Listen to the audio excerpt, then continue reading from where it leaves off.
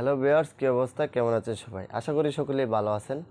তো আজকের এই ভিডিওতে আমি বলবো যে আপনারা শত টিপস শোনার পরও কেন আপনাদের চ্যানেল গ্রো করে না, কেন আপনাদের ভিডিও ভাইরাল হয় না।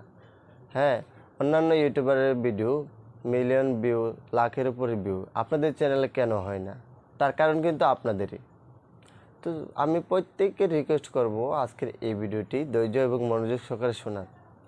আর ভিডিওটিতে অবশ্যই একটা লাইক করে ভিডিওটি কন্টিনিউ দেখতে থাকুন। আর চ্যানেলে নতুন হয়ে থাকলে অবশ্যই চ্যানেলটিকে সাবস্ক্রাইব করে পাশে বেল আইকনটি প্রেস করে অবশ্যই এই ভিডিওটি ধৈর্য এবং মনোযোগ সহকারে আপনারা শুনুন। তাহলেই বুঝতে পারবেন যে আপনাদের কোন কোন ভুলের কারণে আপনাদের চ্যানেল ভাইরাল হয় না, আপনাদের চ্যানেলের ভিডিওগুলো ভাইরাল হয় না, সাবস্ক্রাইবার কেন আসে না, ভিউজ কেন আসে না। তো চলুন ভিডিওর মূল টপিকটিতে ফিরে যাই। শুরুতেই আমরা যে ভুলটা করি সেটা হচ্ছে এলোমেলো কন্টেন্ট। অনেক সময় কি করি আমরা, অনেক চ্যানেল দেখছি এরকম যে শুরুতেই কয়েকটা ব্লগ ভিডিও আপলোড করে, আবার কী করে দেখা যায় কি আবার অনেক সময় নিউজ রিপোর্টিং, আবার অনেক সময় ট্রেন্ডিং টপিকের উপরে ভিডিও আপলোড করে। যখন ট্রেন্ডিং টপিকের উপর ভিডিওটা আপলোড করে তখন কিন্তু ট্রেন্ডিংয়ের সময় কিছুটা ভিউজ আসে, তারপর যখন ট্রেন্ডিং টপিক আর খুঁজে পায় না, মানে অন্য ধরনের টেক রিলেটেড ভিডিও দেয়, নিউজ রিপোর্টিংয়ের ভিডিও, ব্লগ ভিডিও, মানে একই সাথে বা টিকটক থেকে কিছু ভিডিও নিয়ে আমরা আপলোড করে দিই, একই সাথে মিক্স করে কিছু কন্টেন্ট আমরা তৈরি করে দিই। তখন কি হয়, একটি ভিডিও থেকে বেশি ভিউ হয়, আবার অনেক ভিডিওতে একদম জিরো, আবার দু তিনটি একসাথে যদি জিরো ভিউ হয় তাহলে একবারে শেষ, চ্যানেল তো একেবারে বাদ। তো আমরা এই যে ভুলগুলো করি, একই নিচের উপরে কাজ না করতে পারা, এটা কিন্তু সবচেয়ে ইম্পর্টেন্ট একটি ভুল নতুন ইউটিউবারদের জন্য।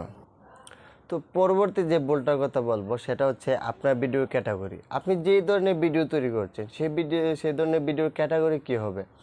আপনাকে অবশ্যই একটি চ্যানেল ক্রিয়েট করার আগে কোন ধরনের ভিডিও আপলোড করবেন এবং সেই ভিডিওর ক্যাটাগরি কী, আপনাদেরকে অবশ্যই সেই নলেজটা থাকতে হবে। সেটা আপনাকে অবশ্যই জানা থাকতে হবে যে আপনার ভিডিও যে আপলোড করছেন সেই ভিডিওর ক্যাটাগরিটা কী।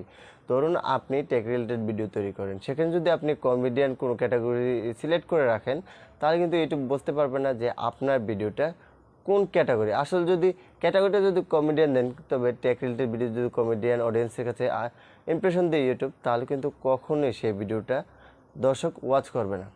তো 3 নম্বর যে ভুলটা আমি বলবো, সেই ভুলটা অনেক ইম্পর্টেন্ট। কারণ আমরা একটি চ্যানেল ক্রিয়েট করার পরে আমরা অনেকে কী করি, তারপরে কিন্তু আমাদের সেই নামটা, আমাদের চ্যানেলের নামটা চেঞ্জ করে ফেলি, মানে এই নাম ভালো হয়নি অন্য একটা নাম দিই। কিন্তু না, আমরা আসলে সেটা জিনিস চিন্তাই করি না যে একটি চ্যানেলের সার্চ র্যাঙ্কে যাওয়ার জন্য অবশ্যই এক চ্যানেলের নামের দরকার আছে।